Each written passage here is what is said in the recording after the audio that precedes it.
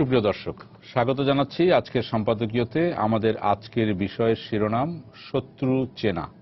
আর এই নিয়ে আলোচনার জন্য আমাদের স্টুডিওতে আমন্ত্রণ জানিয়েছি। আমার ডান দিক থেকে পরিচয় করে দিচ্ছি, রয়েছেন ৭১-এর ঘাতক দালাল নির্মূল কমিটির ভারপ্রাপ্ত সভাপতি জনাব শাহরিয়ার কবির, রয়েছেন ঢাকা বিশ্ববিদ্যালয়ের ক্রিমিনোলজি বিভাগের চেয়ারম্যান অধ্যাপক ডক্টর জিয়া রহমান। এছাড়া গাইবান্ধার নিজ বাসভবন থেকে রয়েছেন বাংলাদেশ জাতীয় সংসদের ডেপুটি স্পিকার অ্যাডভোকেট ফজলে রাব্বি মিয়া। মাননীয় ডেপুটি স্পিকার, আপনাকে স্বাগত জানাচ্ছি আজকে আমাদের এই আলোচনা অনুষ্ঠানে। আলোচনা শুরু করার আগে এখন পর্যন্ত যে শিরোনামগুলো আছে আমরা এগুলি একটু দেখে নিই। রাত দিন চেষ্টার পরও পুরোপুরি নিয়ন্ত্রণে আসেনি রাজধানীর গুলশানের ডিএনসিসি মার্কেটের আগুন। ধোঁয়া বের হচ্ছে ভেতর থেকে, কাজ করছে ফায়ার সার্ভিস।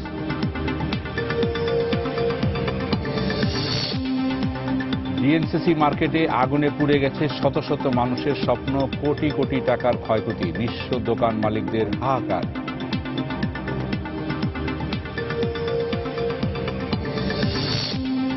এক মাসের ব্যবধানে আবারও রাজধানী সহ সারা দেশে 5.5 মাত্রার ভূমিকম্প। উৎপত্তিস্থল ঢাকা থেকে 162 কিলোমিটার পূর্বে ত্রিপুরায়। ব্যবসায়ীদের মতবিরোধ সহ নানা কারণে মালয়েশিয়ায় কর্মী পাঠানোর পথ আবারও বন্ধ হওয়ার আশঙ্কা। সরকারের বেঁধে দেয়া খরচে সম্ভব নয়, দাবি রিক্রুটিং এজেন্সির। এবং টি-20তেও বাংলাদেশের ব্যাটসম্যানদের ভুলের পুনরাবৃত্তি। নেপিয়ারে উইলিয়ামসনের 50-তে প্রথম ম্যাচে নিউজিল্যান্ড জিতল 6 উইকেটে।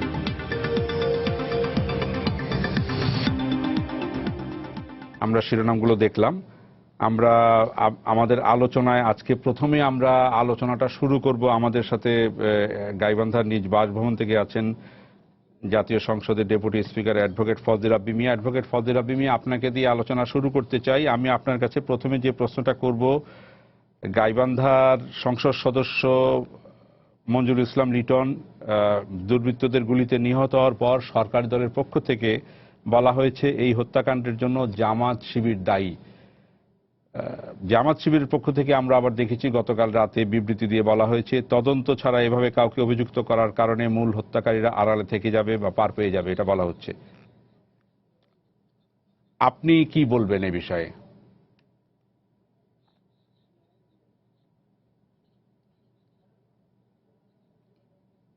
আমার এই বক্তব্যটা সম্প্রচার করছেন তোমার কর্তৃপক্ষকে আন্তরিক ধন্যবাদ জ্ঞাপন করছি। কর্তৃপক্ষকে আন্তরিক ধন্যবাদ জ্ঞাপন করছি। যে প্রশ্নটি আপনি করেছেন সেই বিষয়ে আমি একটু ক্লিয়ার করে বলতে চাই।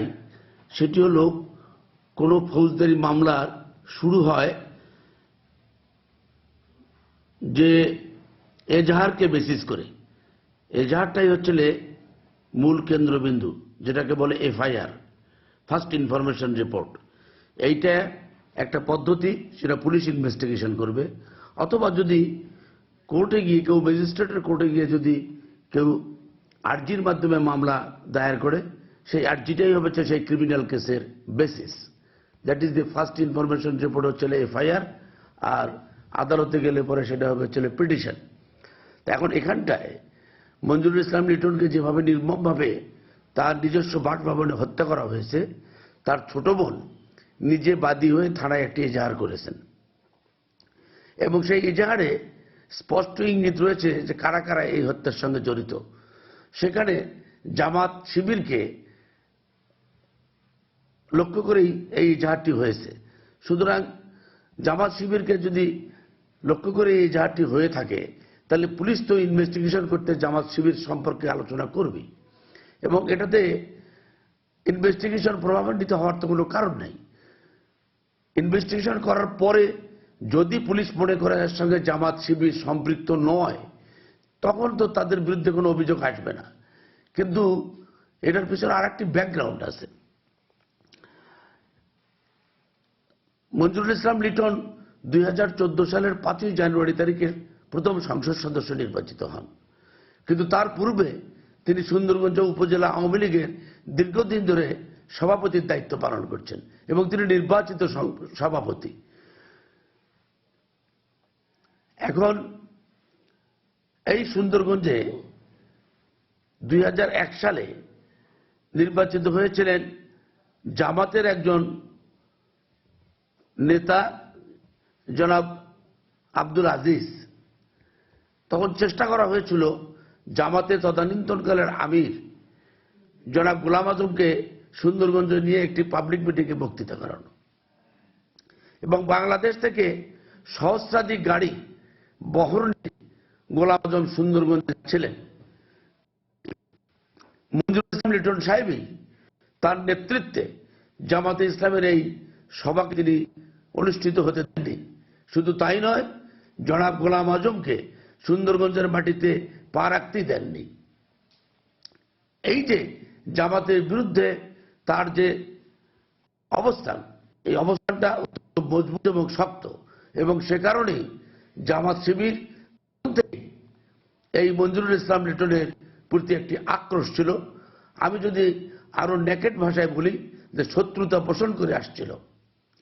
আপনারা ইতিমধ্যেই শুনেছেন বা জেনেছেন 2013 সালের ফেব্রুয়ারি মাসে সাইদিকে দেখা গিয়েছিল বলে সব খবর প্রকাশিত ছিল।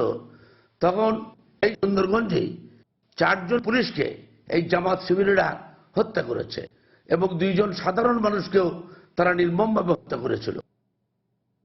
এবং সেই হত্যাযজ্ঞের বিরুদ্ধেও এই মঞ্জুরুল ইসলাম লিটন তার নেতৃত্বে এটাকে প্রতিহত করার চেষ্টা করেছেন এবং প্রতিহত করেছেন।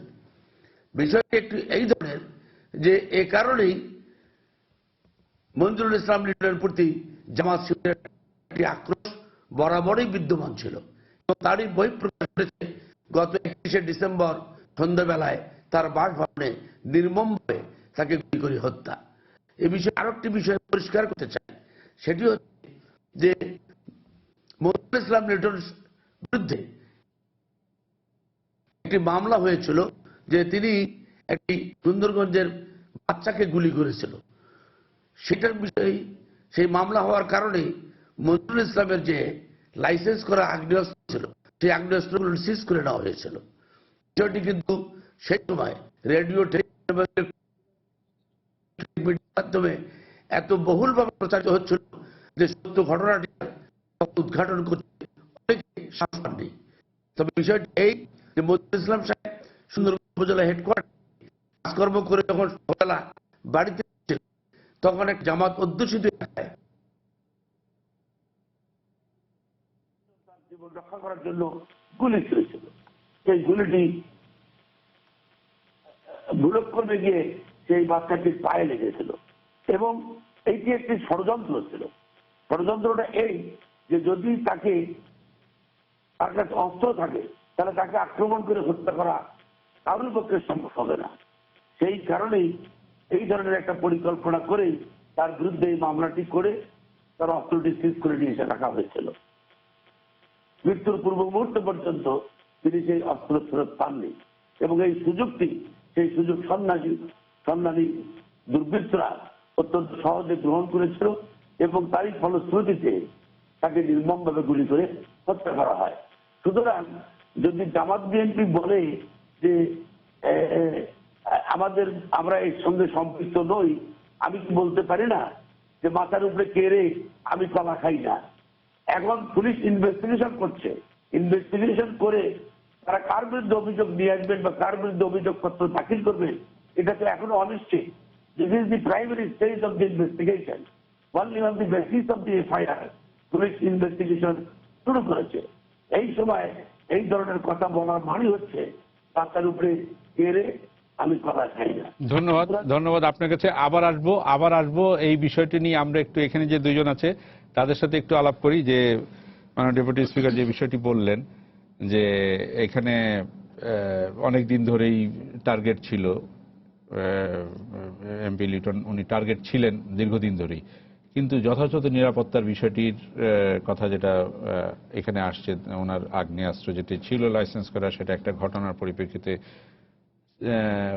পুলিশের হেফাজতে ছিল। গতকাল আমরা অসমর্থিত সূত্রের বরাত দিয়ে পত্রপত্রিকায় আজকে রিপোর্ট এসছে যে গতকালকে ক্যাবিনেটে বিষয়টি এসছে যে উনি অনেকটা নিরাপত্তাহীন অবস্থাতেই ছিলেন। তো সবকিছু মিলিয়ে পারিপার্শ্বিক অবস্থা মিলিয়ে একটা সুযোগ তৈরি হয়েছিল তাকে হত্যা করার। না, এই কারণে এখন আমাদের মনে হচ্ছে, তখন তো ওই যে কিশোরের উপর যখন গুলিবর্ষণের ঘটনাটি ঘটলো তখন তো গণমাধ্যমে প্রচন্ডভাবে এটা সমালোচনা হয়েছিল এবং যে কারণে তাকে জেলেও যেতে হয়েছিল। এখন তার মৃত্যু, যেটা বলে না যে কাদম্বিনী মরিয়া প্রমাণ করিল সে মরে নাই, এখন লিটনকে জামাতের হাতে জীবন দিয়ে প্রমাণ করতে হচ্ছে যে ওই ঘটনাটাও সাজানো ঘটনা ছিল। সেদিন তো তার গাড়ির উপর হামলা করা হয়েছিল, হামলা করেছে তিনি আত্মরক্ষার জন্য গুলি করেছেন, গুলি কিশোরের গায়ে পায়ে লেগেছে, কিন্তু পরবর্তীকালে তো তারা তো বলেছে যে এটা ইচ্ছাকৃত টার্গেট করে তিনি ওই কিশোরকে গুলি করেননি। তার বাবাও বলেছে, সেই কিশোরও বলেছে, সে মামলা সেই পর্যায়ে আছে এবং তার মৃত্যুর পর এই কিশোর এবং তার বাবার প্রতিক্রিয়া দেখবেন। ছেলেটি কেঁদেছে, ছেলেটি বলেছে আমরা তো বিচার চেয়েছিলাম কিন্তু তাকে এভাবে হত্যা করা হবে বলে এটা তো আমরা চাইনি, এটা আমরা কখনো ভাবিনি। এবং ছেলেটা বলেছে যে সারাদিন কেঁদেছে এবং সে তার স্কুলে বই আনার কথা ছিল 1 তারিখে, সে বই আনতে জানে, তার বাবাকে পাঠিয়েছে বই আনতে। এই যে ঘটনাটা, এখন আমি মনে করি এটার একটা কিন্তু খুবই উচ্চ পর্যায়ের একটা তদন্ত হওয়া উচিত। মনিরুল ইসলামের যে কাউন্টার টেরোরিজম সেল আছে যারা জঙ্গি নিয়ে কাজ করছে তাদেরকে এই তদন্তের দায়িত্বটা দেওয়া উচিত। ওই ঘটনা ও শুরু করতে হবে ওইখান থেকে, যে এমন একটা পরিস্থিতি তৈরি করা হোক লিটন যাতে অস্ত্রটা, তার লাইসেন্স করা অস্ত্র যাতে সে নিজে রাখতে পারে। কারণ সেই এলাকা সবাই জানে লিটনের হাতে অস্ত্র থাকলে সে খুব সাংঘাতিক একটা কিছু, কিন্তু অস্ত্র যদি না থাকে এবং তাকে যদি ওই যেভাবে মানুষ থেকে আলাদা করার যে সেটা হলো, এটা স্বাভাবিকভাবে এলাকাতে এটা প্রতিক্রিয়া হয়েছে। তার যে বিশাল জনপ্রিয়তা, এই জনপ্রিয়তা ডেফিনেটলি এটা একটা আঘাত করেছে। অনেকেই তাকে ছেড়ে গেছে। হ্যাঁ, এটাই হচ্ছে বাস্তবতা এবং এটা খুব পরিকল্পনাটা যদি আপনি দেখেন যে খুব সুদূর প্রসারী একটা পরিকল্পনা, যে প্রথমে তার কাছে অস্ত্রটা কেড়ে নেওয়ার ব্যবস্থা হোক, মানে সে যাতে অস্ত্রহীন হয়, দ্বিতীয় হল সে যাতে জনসমর্থন হয়। জনসমর্থনহীন করবার জন্য কিন্তু এই যে উদ্যোগটা, এবং ঘটনার দিনও আপনি দেখুন এইটাও তদন্ত হতে হবে। তার চারপাশে কেউ নেই, তার স্ত্রী এবং তার শ্যালক ছাড়া বাড়িতে কেউ নেই, একজন এমপি তিনি। এবং তার নিরাপত্তার কথাও যদি বলি, ঠিক আছে পুলিশ না হয় তার বিয়েতে কোর্টের নির্দেশে অস্ত্র নিয়ে নিয়েছে, সেখানকার স্থানীয় পুলিশের কোনো দায়িত্ব ছিল না একজন জনপ্রতিনিধিকে নিরাপত্তা দেয়া। আমাকে যদি পুলিশ নিরাপত্তা দিতে পারে, একজন নির্বাচিত জনপ্রতিনিধি যিনি ওরকম একটা ভালনারেবল জায়গা আছেন, গাইবান্ধা, ওটাকে আমরা জঙ্গিদের ঘাঁটি মনে করি। আপনি হোলি আর্টিজানের ঘটনার সময় এসছে, তার আগেও এসছে গাইবান্ধা চরে, আমাদের রিপোর্টে অনুসন্ধানও এসছে ওই চরে জঙ্গিদের প্রশিক্ষণ হয়। তো গাইবান্ধার এই যে ঘটনাগুলো, জামাত ইসলামী যখনই সুযোগ পাচ্ছে সেখানে তার এই ঘটনা ঘটাচ্ছে। কিন্তু আপনি 2013-14 সালের কথা স্মরণ করুন, সারা দেশে যখন ওই যে হিন্দুদের উপর যখন হামলা হচ্ছে, কিন্তু গাইবান্ধা ছিল একটা ব্যতিক্রম, যেখানে মুসলমানরা সারা রাত জেগে মন্দির পাহারা দিয়েছে, ওখানে মন্দির ভাঙার ঘটনা ঘটেনি। তো এই ঘটনাগুলো তো স্বাভাবিকভাবে জামাত এটাকে খুব ভালোভাবে দেখবে। আমরা জানি বহু জায়গাতে আওয়ামী লীগের জনপ্রতিনিধিরা, স্থানীয় এমপিরা কিংবা তাদের ইউপি পর্যায়ে, ইউনিয়ন পর্যায়ে যে নেতারা জামাতের সঙ্গে সমঝোতা করে চলেন, জামাতের সঙ্গে কেউ হাত মিলিয়েছেন, কেউ কেউ জামাতকে দলেও ঢোকাচ্ছেন। কিন্তু কিছু এমপি আওয়ামী লীগে এখনো আছে যারা খুব শক্তভাবে জামাত বিরোধী অবস্থানে দাঁড়িয়ে আছে। লিটন সেই স্বল্প সংখ্যক এমপিদের একজন ছিলেন। এবং আপনি হত্যা ধরনটা দেখুন, এর আগে যতগুলো হত্যা হচ্ছে এ ধরনের হত্যাকাণ্ড, টার্গেট কিলিং যেটাকে আমরা বলছি, ওই যে উত্তরবঙ্গের হচ্ছে পুরোহিত মোটরসাইকেলে করে আসা, ঠিক মোটরসাইকেলে করে আসবে, দুইজন থাকবে, দুইজন যাবে, আগে এলাকা আগে থেকে তারা রেকি করবে, যে রাস্তা দিয়ে আসবে সেই রাস্তা দিয়ে ফেরত যাবে না। পুরো ছকটা একেবারে সাজানো, যেভাবে আগের অপারেশনগুলো হয়েছে ঠিক সেভাবেই অপারেশনগুলো হয়েছে।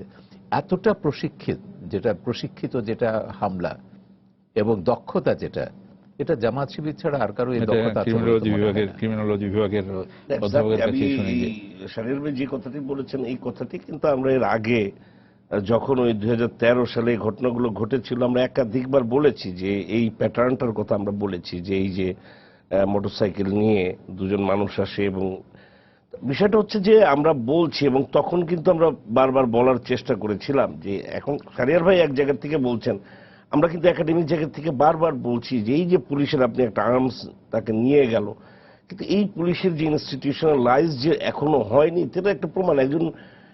তিনি একজন এমপি, তার ভুল হতে পারে কিন্তু তার নিরাপত্তা দেওয়া তো রাষ্ট্রের দায়িত্ব ছিল। তো কাজে আমি মনে করি যে এই প্যাটার্নটা আমরা দেখছি, তাতে এবং আমরাও এটা যতটুকু আমাদের অবজারভেশন হয়েছে আমরা জানতে পেরেছি তিনি খুবই মানে এটা কি বলে জামাত বিরোধী একজন নেতা ছিলেন এবং জামাতের এক ধরনের ত্রাস হিসেবে তিনি সেখানে ছিলেন। এখন সেই ঘটনাটা ঘটানো হয়েছে কি হয়নি তার চেয়ে বড় কথা হচ্ছে যে আমার কথা হচ্ছে যে এই বিষয়টা তাকে এই ধরনের এই অবস্থায় ফেলে রেখে আপনি তার কাছ থেকে কিভাবে তার নিরাপত্তা আপনি মানে তাকে আপনি অক্ষত রাখবেন, যে একটা লোক মানে সেখানে জামাতের এমনিতে হুমকির মধ্যে ছিল, তার মধ্যে আপনি এবং এই কথাটা আমরা এর আগে বলেছি। দেখেন যে এই কথাটিও কিন্তু তখন আমরা বলেছি যখন এই তাবেল্লা সিজার থেকে শুরু করে বিভিন্ন জায়গায় এক একজন মানুষকে টার্গেট করে করে মারা হলো, আমরা কিন্তু তখন একটা সংশয় প্রকাশ করছিলাম যে এখন বোধহয় এখান থেকে এখানে যাবে, এরপরে হয়তো জনপ্রতিনিধিদের হাত দেওয়া হবে, ইউ নেভার নো। আমি বলছি যে এই সবগুলোই মানে যেহেতু আমরা বলছি এখন ইনভেস্টিগেশনের আমি মনে করি যারা ইনভেস্টিগেশন কর্মকর্তা আছেন তাদের এই সমস্ত জিনিসগুলোই এইগুলো আমলে নেওয়া উচিত। কারণ আমরা তখন কিন্তু ভয়ঙ্কর রকম আমরা সংশয়ে ছিলাম যে এর পরে টার্গেটটা কে হবে, কারণ যেভাবে একটা প্যানিক তৈরি করার চেষ্টা করা হয়েছিল, মানে আপনি একেবারে দর্জির থেকে শুরু করে একজন সেবক থেকে শুরু করে একজন বিদেশিদের উপর হঠাৎ করে আক্রমণ শুরু হলো যে বিদেশিরা কোনো কিছু, এই যে পুরো জিনিসটাকে মানে একটা প্যানিক তৈরি করে দিয়ে এখানে মানুষের মধ্যে এবং এই ডিস্টাবিলাইজ করার একটা প্রক্রিয়া শুরু হয়েছিল। আমরা কিন্তু তখন বলেছিলাম যে এর পরবর্তী টার্গেটটা কে হবে। এন্ড থার্ড হচ্ছে আমাদের যে অবজারভেশন, যদিও এটা টোটালি রিলেটেড না, আমার মনে হয় যে দেখেন এখন আমাদের সময় এসছে এই যে আমাদের ফেসবুক বলেন টুইটার বলেন এই ভদ্রলোক যখন এই গুলি করেছিল শিশুর, আমিও আজকে পড়েছি এই বাচ্চার স্টেটমেন্টটাই পড়েছি যে আমরা তো তাকে, এই সমস্ত জিনিসের মধ্যে ক্লু আছে যে একটা মানুষ যাকে গুলি করেছে সে নিজের মুখ দিয়ে বলছে যে আমরা তো তার মৃত্যু দেখতে চাইনি। তো এটার সাথে ডেফিনেটলি আমাদের হাঞ্চ এই পর্যন্ত, এর বাইরে তো আমরা আসলে যতক্ষণ পর্যন্ত আমরা ডিটেলস জিনিসটা না জানতে পারবো, কিন্তু আমার দৃঢ় বিশ্বাস আমার কাছে মনে হয় যে, কিন্তু কথা হচ্ছে যে একটা কনফিউশন তৈরি হয় এই জন্যে যে আমরা নাসিরনগরের কথা বলি, যাই বলি না কেন, এই শাহরিয়ার ভাই এটা সবসময় বলেন, আমরা কুষ্টিয়ায় দেখেছি জামাত শিবির যেভাবে এই রাজনৈতিক আওয়ামী লীগের মধ্যে যেভাবে প্রশ্রয় পাচ্ছে, বিভিন্ন সময় তারা যেভাবে এই দলের মধ্যে ঢুকে পড়ছে, সেই জায়গায় আপনি আমাদের এই সমস্ত কথা বলেই কি লাভ? তো কাজে আমি মনে করি যে আমি যদি বলছি কথার কাজের সাথে আমার কাজের একটা মিল থাকতে হবে, তা নাহলে এই ডিসকোর্সও আপনি তৈরি করে আমার কোনো লাভ নেই। পাওয়ার বিষয়টি নিয়ে আমি ডেপুটি স্পিকারের কাছে, মাননীয় ডেপুটি স্পিকারের কাছে আবার যেতে চাই। মাননীয় ডেপুটি স্পিকার, আপনার কাছে আবারও আমি যেটা বলতে চাই যে এখানে যেটা আলোচনা হচ্ছে এবং এটা যেটা বলল যে জামাত শিবিরের প্রশ্রয় পাওয়ার বিষয়টি, ক্ষমতাসীন দলের কাছে প্রশ্রয় পাওয়ার বিষয়টির কথা, এই অভিযোগটা বারবারই আসে। আমরা দেখি যে বিভিন্ন উত্তরবঙ্গের, বিশেষ করে গাইবান্ধা জামাত শিবিরের একটা শক্ত ঘাঁটি, এটা আমরা জানি। উত্তরবঙ্গের বিভিন্ন জায়গায় জামাত শিবির আওয়ামী লীগে যোগদান করেছে, এরকম অনেক রিপোর্ট আমরা ছেপেছি, টেলিভিশনে প্রচার হয়েছে। এমনকি আমরা দেখি যে আপনি যার নাম উল্লেখ করলেন যে সাবেক এমপি আজিজ, ওনার একটা নাম আছে ঘোরামার আজিজ, তো উনি যে বিএনপির আমলে যে ব্যবসা করতেন, ট্রেন পরিচালনা, বেসরকারি ট্রেন পরিচালনা, সেই ব্যবসা কিন্তু আওয়ামী লীগের আমলে অব্যাহত ছিল। বিভিন্ন এখানেই বলা হয় যে আওয়ামী লীগের কাছ থেকে এই যে যারা এই স্বাধীনতা বিরোধী চক্র, তারা বিভিন্ন সময় প্রশ্রয় পেয়েছে এবং যে যখন সাইদির রায়কে ঘটনা করে কেন্দ্র করে যখন বামনডাঙ্গা রেল স্টেশনে আগুন দেওয়ার ঘটনা ঘটলো, পুলিশ ফাঁড়িতে হামলা চালিয়ে 4 পুলিশকে হত্যা করা হলো, আরো 2 জনকে হত্যা করা হলো, তখন পর্যন্ত কিন্তু এই বেসরকারি ট্রেনগুলো বা ব্যবসা পরিচালনা করতে কিন্তু জামাত শিবির পৃষ্ঠপোষকতায় সেই ব্যবসায়ী প্রতিষ্ঠান। তো এই যে পৃষ্ঠপোষকতা পাচ্ছে সরকারি দলের কাছ থেকে যে অভিযোগ করা হয়, এই বিষয়ে আপনি কি বলবেন?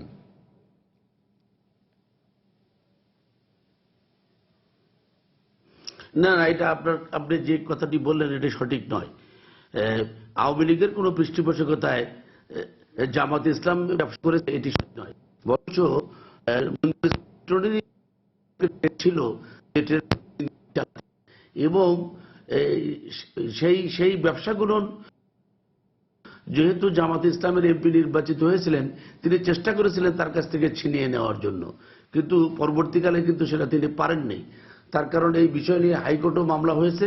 হাইকোর্টে মামলা হওয়ার পরেই লিটন সাহেব, মঞ্জুরুল ইসলাম লিটন সাহেবের পক্ষে কিন্তু সেই সিদ্ধান্তটি এসেছিল। হ্যাঁ, তবে আপনি যে কথাটা বলছেন যে গাইবান্ধাতে জামাত ইসলামের একটা খুব ঘাঁটি, আমি বিনয়ের সঙ্গে আপনার সঙ্গে দ্বিমত করতে চাই এই কারণেই যে এখানে কোনো শক্তিশালী ঘাঁটি নেই। তবে সুন্দরগঞ্জে জামাত বেস্ট এরিয়া, এটা পাকিস্তান আমল থেকেই এটা জামাত বেস্ট এরিয়া ছিল, এটা ঠিক। কিন্তু একটা জিনিস যে জামাতরা কিন্তু ঐক্যবদ্ধ হয় শুধু ওই এলাকার লোককে নিয়ে নয়, পার্শ্ববর্তী জামাত শিবিরের ক্যাডারদেরকে এবং বাংলাদেশের বিভিন্ন এলাকার ক্যাডারদেরকে নিয়ে এসে তারা হঠাৎ করে একটা আক্রমণ চালিয়ে একটা দুর্ঘটনা ঘটায়। এবং আপনারা নিশ্চয়ই শুনবেন যে দেলোয়ার হোসেন সাঈদী যখন চাঁদে গিয়েছিল, সেই চাঁদে যাওয়ার কথাকে কেন্দ্র করে যখন এই ধরনের ঘটনা ঘটতেছিল, তখন রংপুরের মিঠাপুকুর, পীরগঞ্জ, পলাশবাড়ি এই এলাকায় যে গাছ কাটিয়ে তাণ্ডব করানো হয়েছিল 2014 নির্বাচনের পূর্বে এবং 2013 সালে, সেটা কিন্তু শুধু ওই রংপুর বা গাইবান্ধার জামাত ইসলামীরা নয়, এরা সারা বাংলাদেশ থেকে জামাত শিবিরের ক্যাডারদেরকে নিয়ে এসে কিন্তু এই ঘটনা ঘটানো হয়েছিল। সেই কিন্তু অফ দি পুলিশ, আমরা এলাকার লোক, গাইবান্ধার লোক এবং পলাশবাড়ির লোক এবং সুন্দরগঞ্জের লোক, এটাকে কিন্তু আমরা প্রতিহত করতে সক্ষম হয়েছিলাম। সুতরাং আশা করি এই কথাটা কিন্তু সঠিক নয়। জি, আরেকটি বিষয় বলতে চাই যে পুলিশ হত্যার ঘটনা, রেল স্টেশনে আগুন দেওয়ার ঘটনা, বিদ্যুৎ কেন্দ্র পুড়িয়ে দেওয়ার ঘটনা, এগুলোর বিচার দীর্ঘদিনে হয়নি। আপনি নিজেও উল্লেখ করেছেন বিচারহীনতার কারণে এই ধরনের ঘটনা ঘটেছে। আপনি বলেছেন পুলিশ হত্যার বিচার হলে হয়তো লিটনকে মরতে হতো না। তো বিচার না হওয়া বা এগুলি, এই দীর্ঘসূত্রিতার বিষয়ে আপনি কি বলবেন?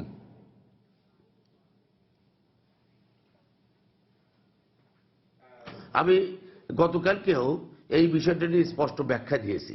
যদি ওই ভ্রমণডাঙ্গাতে পুলিশ ফাঁড়িতে যে 4 জন পুলিশকে নির্মমভাবে হত্যা করা হয়েছিল এবং আরো 2 জন সাধারণ মানুষকে নির্মমভাবে হত্যা করা হয়েছিল, সেই মামলায় যদি প্রকৃত আসামিরা বিচারের সম্মুখীন হতো এবং তাদেরকে গ্রেপ্তার করে আইনে সোপর্দ করা হতো এবং তাদের বিচার যদি সঠিকভাবে সঠিক সময়ে হতো, তাহলে হয়তো লিটনকে এইভাবে জীবন দিতে হতো না।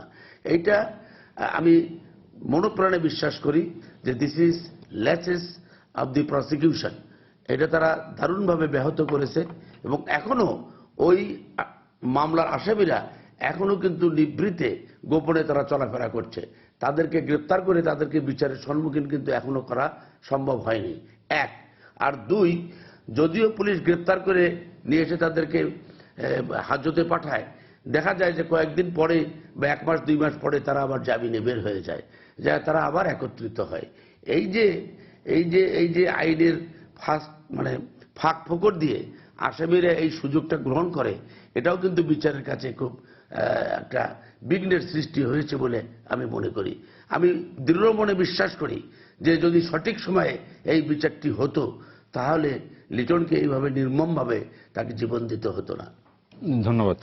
আমি আসছি শাহরিয়ার ভাই আপনার কাছে, যে বিষয়টি এই যে উদাসীনতা বা সিরিয়াসনেসের কথাটা যেটা বললেন, মাননীয় ডেপুটি স্পিকারই বলছেন যে ঘটনার ব্যাপারে 4 বছর আগের ঘটনা, সাইদিকে চাঁদে দেখা গেছে এই ফেব্রুয়ারি মাসেই এই বিষয়টি, ঘটনাটি 4 বছর হবে। 4 বছর পরেও যদি আমাদেরকে এই বিষয়টি শুনতে হয়, তাহলে তো সামনে আরো বিপদ আমাদের জন্য অপেক্ষা করছে। না, অবশ্যই এটা খুবই উদ্বেগের বিষয়। কিন্তু এই যে বিচারহীনতার যে ব্যাপারটা, এখানে তো প্রধান দায়টা তো বিচার বিভাগের। আমরা যদি বলি যে এই সময়ের সবচেয়ে গুরুত্বপূর্ণ, যার সঙ্গে এই ঘটনাগুলোরও কিন্তু সম্পৃক্ততা আছে, সেটা হচ্ছে 71-এর গণহত্যাকারী এবং মানবতা বিরুদ্ধে অপরাধীদের বিচার। এই যে 71-এর গণহত্যাটা হয়েছিল, এর দর্শনটা কি ছিল? মদুদিবাদ, যে ভিন্ন মত, ভিন্ন ধর্ম, ভিন্ন জীবনযাপনে যারা বিশ্বাস করে তাদের সবাইকে হত্যা করতে হবে এবং ইসলামের নামে। 71-এর গণহত্যাকারীদের বিচার বহু বাধা বিঘ্নর পর 40 বছর পর আমরা শুরু করলাম, একটা জায়গায় গেল। হঠাৎ করে এই যে বিচারটা বন্ধ করে দেওয়ার যে উদ্যোগ দেখছি, আমাদের আপিলে 7টা মামলা পড়ে আছে, কোনো শুনানি হচ্ছে না। কি বার্তাটা আমি পৌঁছে দিচ্ছি সারা দেশে যে না, এগুলো গুরুত্বপূর্ণ নয়, জামাতের বিচার, জঙ্গির বিচার এবং গণহত্যার বিচার এটা খুব জরুরি বিষয় নয়। এবং যখন এই ধরনের বার্তাটা নিচের আদালতে যাচ্ছে, তখন ম্যাজিস্ট্রেটও তাদেরকে জামিন দেবেন, পুলিশ এমনভাবে চার্জশিট তৈরি করবে, এটা তো আমরা সবসময় বলছি আমি, যে প্রশাসনের রন্ধ্রে রন্ধ্রে জামাত বসে আছে এবং সে প্রশাসন মানে বিচার বিভাগ, পুলিশ, গোয়েন্দা বিভাগ কোনোটাই তার বাইরে নয়। বেশিরভাগ সময় তারাই ক্ষমতায় ছিল, তাদের বন্ধুরা ক্ষমতায় ছিল। ফলটা কি হয়েছে? এখন তার মাসুল আমাদেরকে দিতে হচ্ছে, এইভাবে দিতে হচ্ছে। আমরা প্রশাসনকে এখনো জামাত মুক্ত করতে পারিনি, এখনো যুদ্ধাপরাধীদের বিচার, এখন তো সুপ্রিম কোর্টের বিরুদ্ধে কথা বললেই তো কন্টেম্প্ট হয়ে যাচ্ছে। এখন এই যে সুপ্রিম কোর্ট কেন ট্রাইব্যুনালকে সরিয়ে দেবে, যুদ্ধাপরাধীদের বিচারটা বন্ধ করে দেবে, এই প্রশ্নের জবাবটা কে দেবে? এবং এই আচরণের ভেতর দিয়ে আপনি নিচের যে নিম্ন আদালতগুলোতে কোন বার্তা পাঠাচ্ছেন? যে জামাতের বিচার না করলে হবে। হ্যাঁ, জামাতের বিচারের দিকে আগ্রহী হবে না, জামাতের বিচার করতে যেও না, জঙ্গিদের বিচার করতে যেও না, সিরিয়াস হওয়ার দরকার নেই। এইখানেই হচ্ছে যে এই যে প্রবণতাটা আমরা যেটা দেখছি, এইটাই আমাদের খুব উদ্বেগ। সরকারি দলের মধ্যে একভাবে হচ্ছে, বিচার বিভাগে, প্রশাসনে, পুলিশের মধ্যে আরেকভাবে হচ্ছে, এবং লিটনের মতো জনপ্রতিনিধিদের, হোলি আর্টিজানের মতো ঘটনায় যে নিরীহ মানুষদেরকে জীবন দিতে হচ্ছে, জীবন কিন্তু নিরীহ মানুষরা দিচ্ছে। এইখানে আমি মনে করি যে ওই যে বিষয়টা যেখানে আমরা বারবার বলছি, এই যে ধর্মের নামে রাজনীতি, এইটা যদি আপনি নিষিদ্ধ না করেন এবং এদের জামাতের সমস্ত প্রতিষ্ঠানগুলোকে যদি আপনি পুরোপুরি যদি বন্ধ না করতে পারেন, আর্থিক, সামাজিক, শিক্ষা, সংস্কৃতি, যেগুলো এনজিও যা আছে, তাহলে কিন্তু এই ঘটনা বারবার ঘটবে। একভাবে ঘটবে ওই যে এখন যেটা আশকোনাতে দেখলাম নারী জঙ্গি, এরপর আমরা পাকিস্তানের মতো শিশু আত্মঘাতী জঙ্গি দেখব, এখন এমপিদের হত্যা করা শুরু হলো, এমপি হত্যা করা, এবং এই তালিকা বাড়তে থাকবে। আমি তো বলি যে আপনি যদি জামাত নিষিদ্ধ না করেন, আমি লিখিতভাবে বলতে পারি যে কি এই হত্যার পুনরাবৃত্তি আবার হবে। আজকে এমপি যেটা, তারা তো 31শে ডিসেম্বর বা 1 জানুয়ারি উপলক্ষেই তো এই ষড়যন্ত্রটা করেছিল। হ্যাঁ, ঢাকাতে নিশ্ছিদ্র নিরাপত্তা, সেই জন্য ঢাকায় তারা কিছু করতে পারেনি, কিন্তু তারা তো সক্ষমতা দেখিয়ে দিয়েছে। একজন জনপ্রতিনিধিকে হত্যা করা মানে কিন্তু জঙ্গি, জামাতের জঙ্গিদের সক্ষমতারও একটা প্রমাণ। জামাত দেখিয়ে দিয়েছে, ঠিক আছে ঢাকায় আমরা করব না, আমরা গাইবান্ধায়, সুন্দরগঞ্জে আমরা করতে পারি। তো এইখানে আমি মনে করি আজকে সরকারকে খুব সিরিয়াসলি ভাবতে হবে। একটা হচ্ছে যুদ্ধাপরাধীদের বিচার চলমান তো বটে, এবং ওই যে এক ট্রাইব্যুনাল বন্ধ করে দিয়েছে, যে 2টো ট্রাইব্যুনাল চালু করে দ্রুত জামাত, শান্তি কমিটি, রাজাকার, আলবদর, আল শামস, এদের বিচারটা আপনার করতে হবে।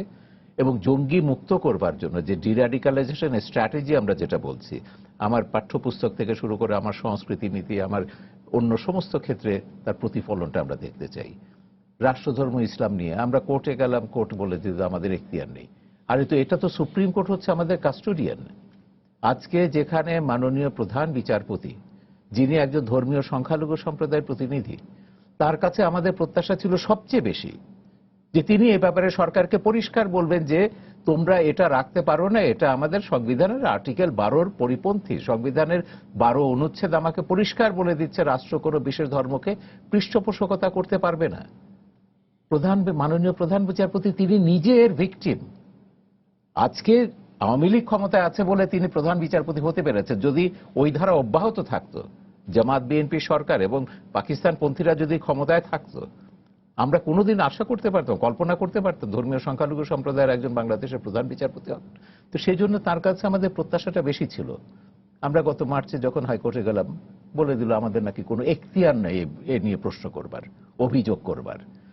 তো এই যে পুরো ব্যাপারটা কি হচ্ছে, বাংলাদেশের যে পাকিস্তানিকরণ প্রক্রিয়াটা চলছে বঙ্গবন্ধুকে হত্যার পর থেকে, সে পাকিস্তানিকরণ প্রক্রিয়াটাকে আমরা উৎসাহিত করছি, মৌলবাদ সাম্প্রদায়িকতাকে উৎসাহিত করছি। নাসিরনগরের ঘটনা ঘটছে, গোবিন্দগঞ্জে ঘটছে, হোলি আর্টিজান ঘটছে, এখন লিটন দিয়ে শুরু হলো এমপি হত্যা। এটা কোথায় শেষ আমি তো বলতে পারছি না। জি, আমি ডক্টর জি আপনার কাছে আসি যে এই যে উদাসীনতা বা ধীর গতি কথা যে দুইজনে যেটা বললেন, আপনি এই বিষয়টিকে কিভাবে দেখছেন, যে এইটাই মূল কারণ না আরো আছে উদাসীনতা, যেটা আমরা একটু এর আগে প্রথম দিকে আলোচনা করেছি যে হ্যাঁ দলের ভিতরে ঢুকে যাওয়া জামাত, এটা একটা কারণ? দুটোই আছে। আমরা কিন্তু দেখেন শাহরিয়ার ভাই কথা বলছেন, আমরা আমাদের একটা বিভাগ হয়েছে 3 বছর হয়েছে, আমরা কিন্তু আমাদের জায়গা থেকে এই 3টি বছর ধরে আমরা এই কথাটি বলছি। অনেকে শুনে হয়তো বুঝেও না, অথবা মনে করে একটা রেটরিক। আমরা কিন্তু বারবার বলছি যে আপনি এই ক্রিমিনাল জাস্টিস সিস্টেম দিয়ে আপনি এই দেশে কিছুই করতে পারবেন না।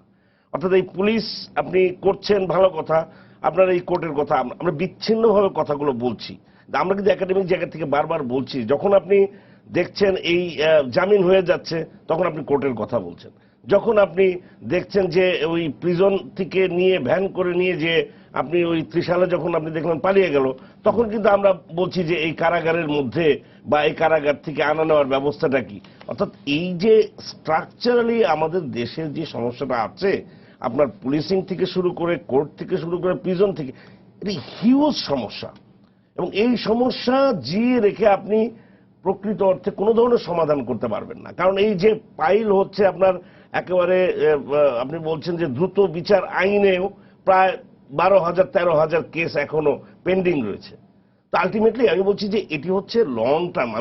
আমরা বুঝি যে এটা হয়তো একটা দরিদ্র দেশ বা এটা, কিন্তু আমরা যারা এই যে এই সিচুয়েশনগুলো আমরা দেখতে পাচ্ছি, এবং শাহরিয়ার ভাই যেটা বলেছেন, আমাদের প্রচুর মানে একাডেমিক আর্টিকেল আছে। সেই আর্টিকেলে জামাতের এই কিভাবে স্বরাষ্ট্র মন্ত্রণালয়ের সচিব, গোয়েন্দা সংস্থার প্রধান, তারা কিভাবে একেবারে ডিরেক্টলি জামাতের পেট্রোনাইজেশনে আপনার এই সমস্ত জায়গায় গিয়েছে, এগুলো বাইরের লোকজন লিখেছে একেবারে একাডেমিক জার্নালে। আমি নাম বলছি না, নাম বললে তো জিনিসটা হালকা হয়ে যায়, কিন্তু এই যে প্রসেসটা, এই প্রসেসটা কিন্তু আছে। এখন আমি এই কথাটা এই কারণে বলি যে আপনি কাউন্টার টেররিজম ইউনিট হয়েছে, এই যে আমরা কিছু ঘটনা দেখছি, আমরা ডেফিনেটলি তাদেরকে সাধুবাদ দিচ্ছি যে এরা ভালো কাজ করছে। আমি বলি যে কতটুকু আপনি চিন্তা করে সাস্টেনেবল করে কাজটা করছেন, অর্থাৎ এটা অ্যাডহক ভিত্তিতে হচ্ছে কিনা, দ্যাট ইজ মাই কোয়েশ্চেন। কারণ আমরা যখন এই যে ভদ্রলোকের আপনি যখন আর্মসটা নিয়ে নিলেন, পাশাপাশি এটাকে ইনস্টিটিউশনালাইজ করার মানে কি?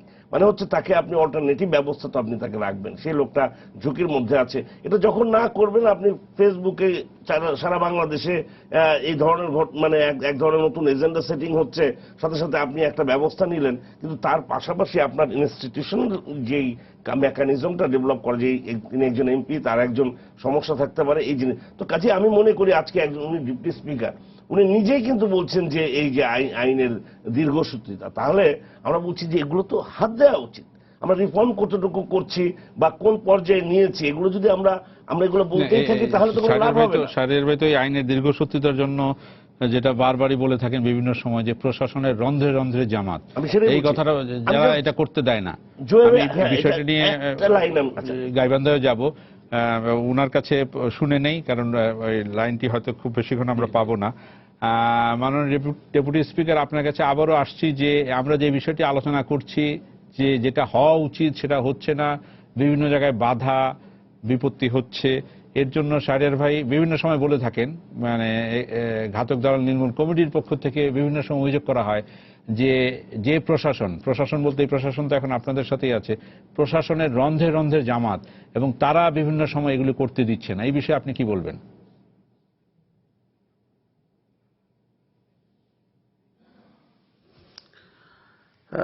শাহরিয়ার ভাই যথার্থই বলেছেন যে প্রশাসনের অন্দরে অন্দরে জামাত, বিএনপি তো রয়েছে, এটাকে তো অস্বীকার করার কোনো উপায় নেই।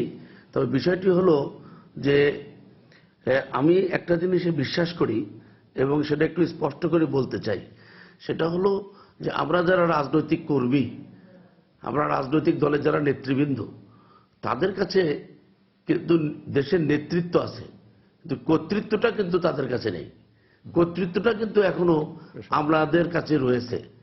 আমি আরো স্পষ্ট করে বলতে চাই যে আমরা ৩০ লক্ষ শহীদের রক্তের বিনিময়ে জাতির পিতা বঙ্গবন্ধু শেখ মুজিবের আহ্বানে সাড়া দিয়ে এই দেশ আমরা স্বাধীন করেছিলাম। আমরা জাতির পিতা বঙ্গবন্ধু শেখ মুজিবের সোনার বাংলা গড়ার প্রত্যয় নিয়ে কিন্তু যুদ্ধ করেছিলাম। আমরা বাংলাদেশ স্বাধীনও করেছিলাম, কিন্তু দুর্ভাগ্য আমাদের, দুর্ভাগ্য এই জাতির, দুর্ভাগ্য বাঙালি জাতির যে 15ই আগস্টের কাল রাত্রিতে নির্মমভাবে জাতির পিতাকে নৃশংসভাবে হত্যা করার পর সপরিবারে এই দেশের রাজনৈতিক ট্রেন্ডটাই চেঞ্জ হয়ে গিয়েছিল। এবং আর একটা কথা যদি আমি বলি, সেটা হলো 1947 সালে আমরা পাকিস্তান নামক যে রাষ্ট্রটি পেয়েছিলাম, সেই পাকিস্তান সৃষ্টির পর 58 সালে এসে কিন্তু এই দেশে একটি মার্শাল ল জারি হয়। 58 সাল থেকে 70 নির্বাচন পর্যন্ত আমরা মার্শাল লর অধীনে ছিলাম। 70 নির্বাচনের পর বাংলাদেশ আওয়ামী লীগ নিরঙ্কুশ সংখ্যাগরিষ্ঠতা লাভ করার পরও আমরা কিন্তু ক্ষমতায় যেতে পারি নাই। 71 মুক্তিযুদ্ধের মাধ্যমে আমরা দেশ স্বাধীন করি। 73 সালে একটি সাধারণ নির্বাচন হয়, জাতির জনক বঙ্গবন্ধু শেখ নেতৃত্বে ৭২ সালে আমরা একটি সংবিধান প্রণয়ন করতে সক্ষম হয়েছিলাম, যে সংবিধানটি পৃথিবীর মধ্যে একটি শ্রেষ্ঠতম সংবিধান ছিল। কিন্তু দুঃখজনক হলো সত্য যে ৭৫-এ বঙ্গবন্ধুকে হত্যা করার পর সব নিঃশেষ হয়ে গেল। আবার ১৯৭৯ সালে নির্বাচন হলো, নির্বাচনের পরে আবার ১৯৮১ সালে আরেকটি মার্শাল ল হলো, যাতে জিয়াউর রহমানকে তার জীবন দিতে হয়েছিল। আমি যদি ধারাবাহিকভাবে বলি যে আমাদের দেশে democracy was never put in fair trial, all the times it was obstructed by the promulgation of martial law. আর মার্শাল ল যখনই আসে তখনই তারা একটা করে ফরমান জারি করে আমাদের সংবিধানের সব কার্যক্রম বন্ধ করে দেয়। এইবার যদিও হাইকোর্টের রায়ের প্রেক্ষিতে এই ফরমানগুলোর বাতিল হয়ে গেছে, কিন্তু সেটা এখনো আমরা কিন্তু ইমপ্লিমেন্ট করতে পারছি না এই কারণেই যে আমাদের জাতীয় নেতৃত্বের কাছে শুধু নেতৃত্ব আছে, কর্তৃত্ব ওই আমলাদের হাতে রয়েছে। আমরা এখনো আমাদের সচিবালয়কে আমরা মন্ত্রণালয় বানাতে পারিনি। তবে জাতির জনক বঙ্গবন্ধু শেখ মুজিবের কন্যা জননেত্রী শেখ হাসিনার নেতৃত্বে আমরা কিছু কিছু আপ টু ডেট আইন তৈরি করার চেষ্টা করছি, সেটাও ধীর গতিতে হলেও আমরা কিন্তু এগিয়ে যাচ্ছি। এখন আমি অনুরোধ করব যে স্বাধীনতার সপক্ষে যে সমস্ত শক্তি, সবগুলো শক্তিকে ঐক্যবদ্ধ করে এই বাংলার মানুষ যে কারণে বঙ্গবন্ধুর নেতৃত্বে যুদ্ধ করে আমরা দেশ স্বাধীন করেছিলাম সোনার বাংলা করার জন্য, জাতির পিতা বঙ্গবন্ধুর কন্যা শেখ হাসিনা যে ডিজিটাল বাংলাদেশের স্বপ্ন দেখেছেন, সেটাকে বাস্তবায়িত করতে হলে ওদেরকে রুখে দাঁড়াতে হবে। ওরা কারা? ওরা ৭১ সালে সেই পরাজিত শত্রুরা। ওরা কারা? ওরা ২০০৪ সালের ২১শে আগস্ট গ্রেনেড হামলায় জাতির পিতার কন্যাকে সপরিবারে আওয়ামী লীগের সকল নেতা সহ হত্যা করতে চেষ্টা করেছিল। এদের হাত থেকে দেশটাকে বাঁচাতে হবে এবং বাঁচানোর বিকল্প পথই হচ্ছে স্বাধীনতার সপক্ষের সকল শক্তিকে ঐক্যবদ্ধভাবে এদেরকে প্রতিহত করা। যে জঙ্গিবাদ আমাদের দেশে উত্থান হওয়ার চেষ্টা করেছিল, মাননীয় প্রধানমন্ত্রী তার জিরো টলারেন্সের মাধ্যমে বাংলার ১৬ কোটি মানুষকে নিয়ে এটাকে আমরা প্রতিহত করতে পেরেছি।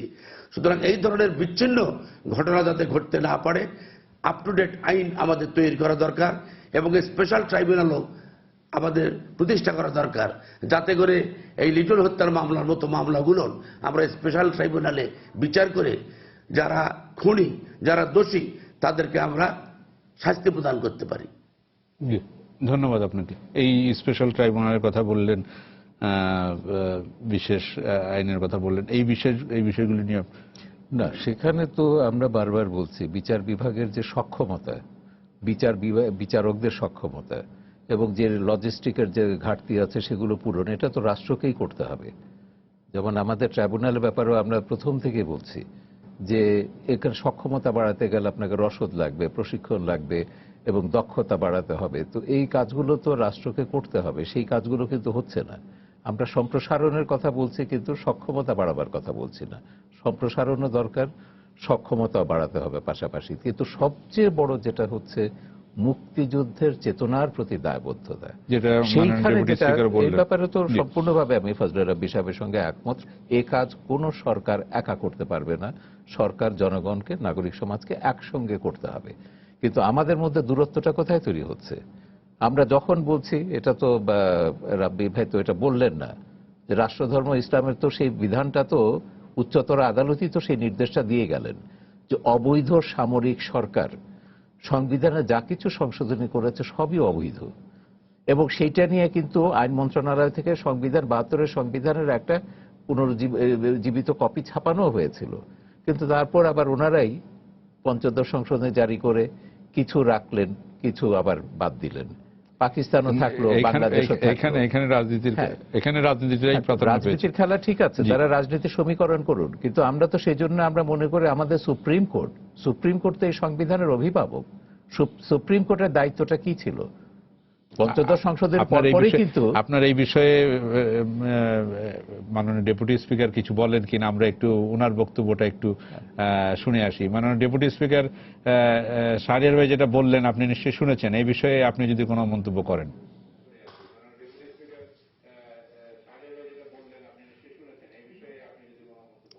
না, বিষয়টি হচ্ছে যে supreme court is the guardian of the constitution.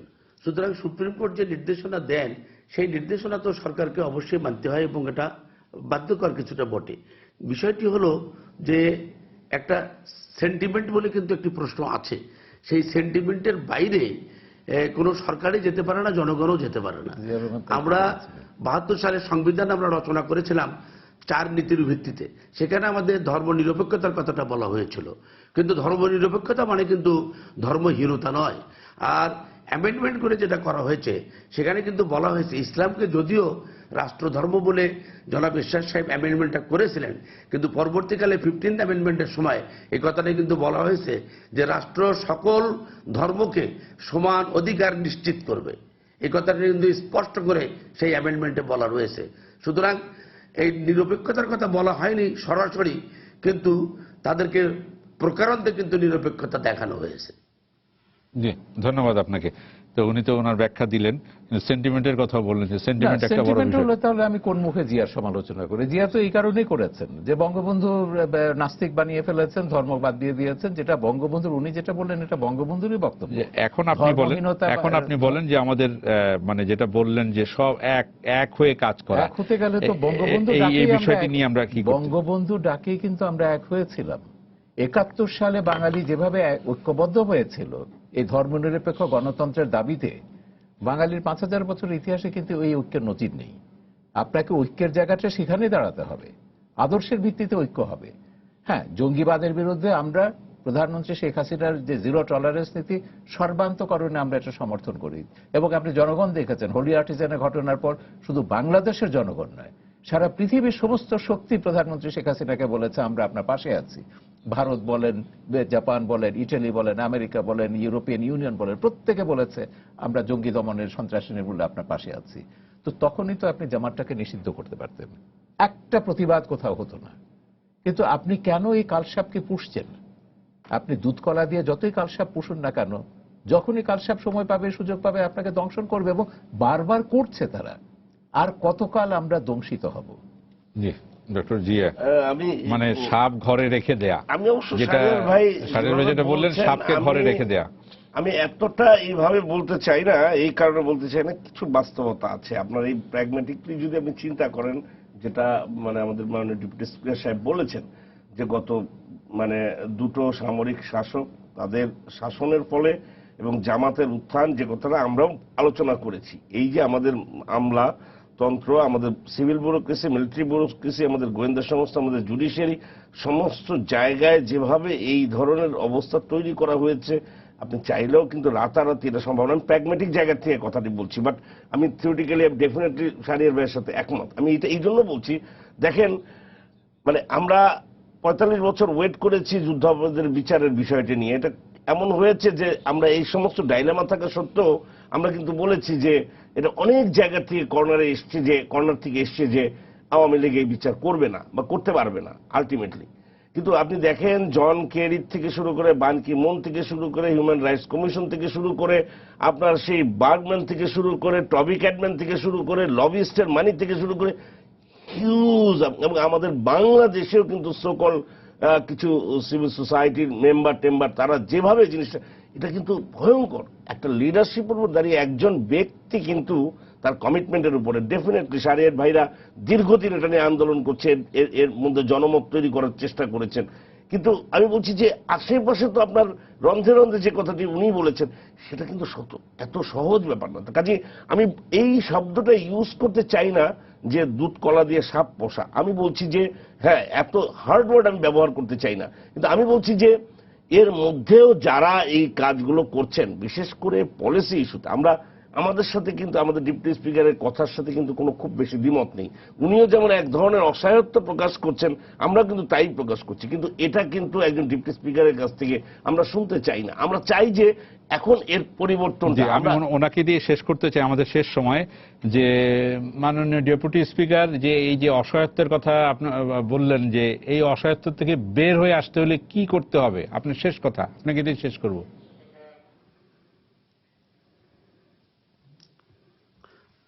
আমি কিন্তু কোনো অসহায়ত্ব বোধ করছি না। আমি যেটা বলি নেসেসিটি, আপনি বলেছেন যে সচিবালয়কে আমরা মন্ত্রণালয় করতে পারিনি, নেতৃত্ব কর্তৃত্ব করতে পারিনি, এটাই বলছেন, এই নিয়ে বলছি আর কি। জি, বাস্তবতা। হ্যাঁ, এটা আমি সঠিক বলেছি যে রাজনৈতিক নেতাদের কাছে নেতৃত্ব আছে কিন্তু সম্পূর্ণ কর্তৃত্ব নেই। যদি নেতৃত্ব এবং কর্তৃত্ব এক ব্যক্তির কাছে না থাকে সেইখানে কিন্তু এই ধরনের আইন, নতুন আইন তৈরি করা কিন্তু বড় অত্যন্ত দুঃসাধ্য। এটা মুখে বলা যত সহজ, সেটা কিন্তু কাজে পরিণত করা কিন্তু তত সহজ নয়। আর একটা আইন তৈরি করতে যত খড়কুটো পুড়াতে হয়, সেটা যারা আইন তৈরি করেন তারা কিন্তু সেটা বোঝেন, উপলব্ধি করেন।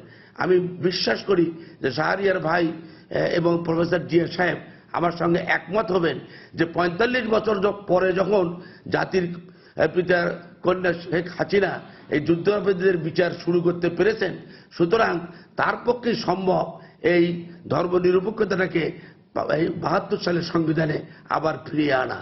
জননেত্রী শেখ হাসিনা ছাড়া অন্য কোন নেতা বা নেত্রীর পক্ষে কিন্তু এই কাজ করা সম্ভব নয়। জি, আমরা আশা করি যে রাজনৈতিক নেতৃত্বের হাতে কর্তৃত্ব প্রতিষ্ঠিত হওয়ার মাধ্যমেই আমাদের এই অসঙ্গতিগুলো দূর হবে।